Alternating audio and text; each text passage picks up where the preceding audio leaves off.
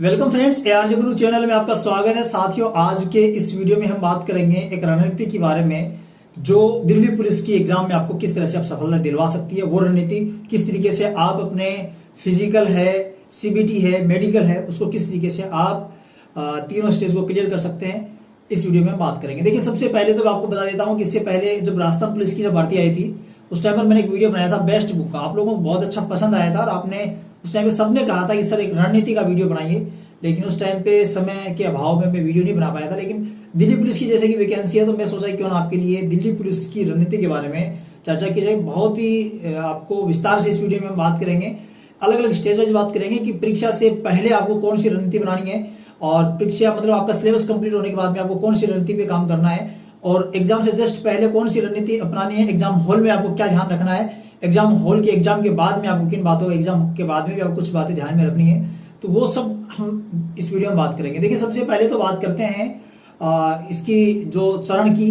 तो इसके अंदर आपको मैंने बता चुका हूं मैं पहले ही कि इसके 3 चरण, जैसे कि कंप्यूटर बेस्ड टेस्ट है, इसके अलावा मेडिकल है, फिजिकल है और एक इन तीनों को जो आप क्लियर कर लेते हैं तो लास्ट में डॉक्यूमेंट वेरिफिकेशन होता है।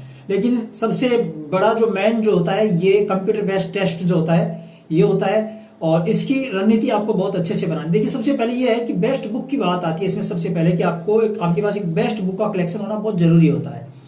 बेस्ट बुक अगर आप पूछना चाहेंगे, 40-50 कमेंट आ जाएंगे आपके, तो मैं आपके लिए बेस्ट बुक का एक अलग से वीडियो बना दूंगा, क्योंकि इस वीडियो के अंदर बता नहीं सकता, वीडियो शायद बहुत ज्यादा लंबी हो जाएगी। दूसरी बात यह है कि बेस्ट बुक जो होते हैं ना, मैं आपको एक टॉपिक वाइज बताऊंगा कि ये टॉपिक है, ये जो पार्ट है ये आप उस बुक से पढ़े, ये पार्ट उस बुक से पढ़े, और ओवरऑल के लिए मैं आपको इस तरह से सजेस्ट करूंगा कि आपका मतलब आप सिलेक्शन ले सके, आप सिलेक्शन आपका हो सके इस तरह से आपको।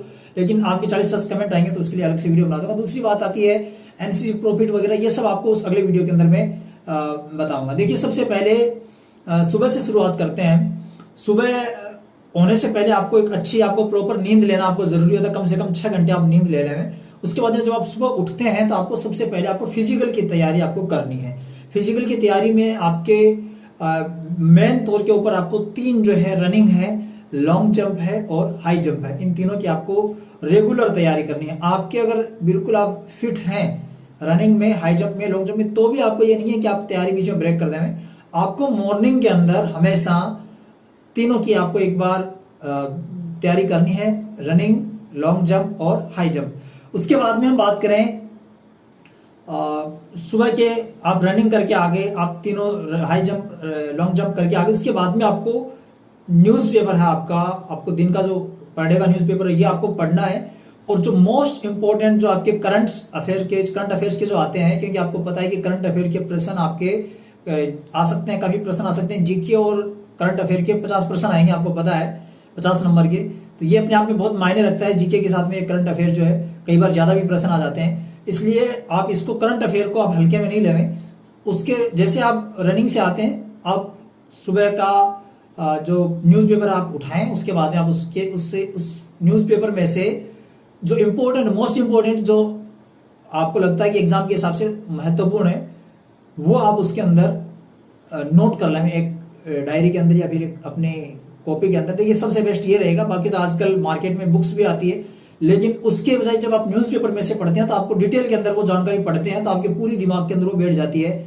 और वहां पर जब आप करंट अफेयर्स की बुक लाते हैं तो एक लाइन के अंदर वो लिखा होता है, तो उसके अंदर आपके बहुत अच्छे से समझ में नहीं आता। न्यूज़पेपर में जो आप देखते हैं तो आपके बिल्कुल दिमाग में आ जाता है, हाँ उस टाइम पे आया था, इस तरह का एक डायग्राम भी था, साथ में सब कुछ आपके वो दिमाग में आ जाता है। इसलिए मैं आपको न्यूज़पेपर के लिए आपको सजेस्ट करूंगा। दूसरी बात है करंट अफेयर्स के लिए, तो करंट अफेयर्स के लिए एक और मैं आपको एक एप्लीकेशन सजेस्ट करूंगा, ऑनलाइन तैयारी।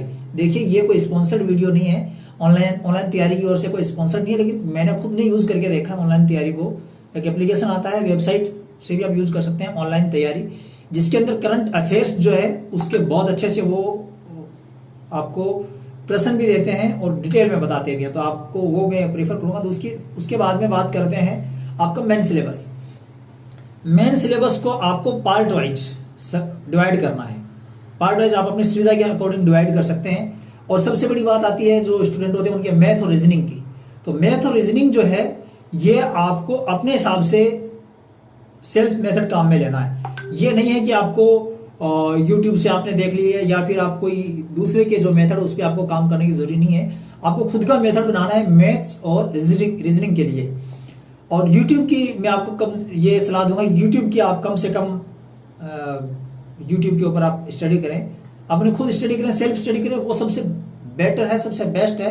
यूट्यूब वाली स्टडी होती है, उसके अंदर पूरा नॉलेज जो होता है ना, पूरा जो वो आपको कहीं भी शायद ही कहीं मिले, हो सकता है कि मिल भी जाए। एक दो चैनल है लेकिन वो बड़े लेवल के चैनल है, मुझे पता है। मैं आप कहोगे तो मैं आपको सजेस्ट कर दूंगा, तो लेकिन उसकी बजाय मैं कहता हूँ सेल्फ स्टडी है वो आपके लिए बेटर रहेगी। तो आप अपने जो सिलेबस है उसको डिवाइड करें, और डिवाइड करके अपनी सुविधा अनुसार डिवाइड कर सकते हैं आप। जैसे मॉर्निंग के अंदर मैं आपको कहूँगा कि आप मैथ्स और रीजनिंग है वो आप पार्ट रखें, उसके बाद अलग अलग टाइम पे रख सकते हैं। जैसे कि रात का टाइम हो, नींद आने का टाइम हो, उस टाइम पे आप रात को 10 बजे 11 बजे सोते हैं, जिस भी टाइम पे 12 बजे, क्योंकि लेट भी सो सकते हैं। कई जो होते हैं वो आपको, कईयों को रात में पढ़ने की आदत होती है, रात को 2-2 3-3 बजे तक पढ़ते हैं, 4 बजे तक पढ़ते हैं। और कई जो होते हैं वो रात को जल्दी सो जाते हैं, सुबह 3 बजे उठ के पढ़ते हैं। तो अलग अलग अपना अपना तरीका होता है, इसलिए मैं आपको ये आपके ऊपर छोड़ रहा हूँ कि आप इसको डिवाइड करके अपने हिसाब से इसको तैयार करें। उसके बाद में आता है एक स्पेशल जानकारी, इस पर स्पेशल आपको एक सलाह जो आपको शायद ही कहीं किसी यूट्यूब वीडियो में मिले। वो यह है कि आपको, आप जब फ्री हों उस टाइम पे अपने मोबाइल के अंदर ऑडियो नोट्स बना लेवे। ऑडियो नोट्स जो आप पढ़ा आपने, ये जीके के लिए, आप मैथ्स और रीजनिंग के लिए कोई ऑडियो नोट्स काम में नहीं ले सकते हैं, जीके वगैरह के लिए आप ऑडियो नोट्स बना लेवे, मतलब रिकॉर्डिंग कर लेवे नोट्स की। तो वो जब भी आप फ्री होते हैं, कहीं घूम रहे हैं, चल रहे हैं, फिर रहे हैं, मार्केट गए हुए हैं, पैदल चल रहे हैं, उस टाइम पे अपने ईयरफोन लगाइए कान में। ऑडियो नोट्स जो होते हैं ना वो मतलब रिवाइज करने के लिए, ऑडियो नोट्स से कभी याद नहीं होता है, आपको पढ़ा हुआ है उसको ऑडियो नोट्स से आप रिवाइज कर सकते हैं। उसके बाद में जब आप एक वीक के अंदर आप पढ़ लेते हैं, तो उस वीक में जो आपने पढ़ा है उसका एक वीकली टेस्ट आप जरूर रखें। वीकली टेस्ट आप ऑनलाइन भी बहुत सारे जो प्रोवाइड करवाते हैं वीकली टेस्ट, वो भी ले सकते हैं। इसके अलावा रिवीजन जो आपने 7 दिन में पढ़ा है उसको एक सरसरी तौर पे 7 दिन में रिवीजन बहुत जरूरी, बहुत ज़्यादा जरूरी होता है। अपने सिलेक्शन के लिए रिवीजन बहुत जरूरी होता है। आप हर साप्ताहिक तौर पे रिवीजन करते रहें। मंथली टेस्ट 1 महीने हो जाए तो मंथली टेस्ट और मंथली रिवीजन हो सके तो कर लेना चाहिए। उसके बाद में जैसे कि आपका सिलेबस कंप्लीट हो जाता है, सिलेबस पूरा हो जाता है, उसके बाद में आपको क्या करना होता है, आपके मॉक टेस्ट वगैरह आप शुरू कर सकते हैं। और जो ओल्ड पेपर जो हैं पिछले सालों के, वो सोल्व करके देख सकते हैं। जो ओल्ड पेपर हैं उनको आप ज़्यादा से ज़्यादा सोल्व करें जितने हो सके। अगर आपको नहीं मिलते ओल्ड पेपर तो आप मुझे कमेंट करके बताएं। वही 40-50 अगर आपके कमेंट आएंगे तो कुछ ओल्ड पेपर हैं वो आपके लिए मैं यहाँ पे प्रोवाइड करवा दूंगा।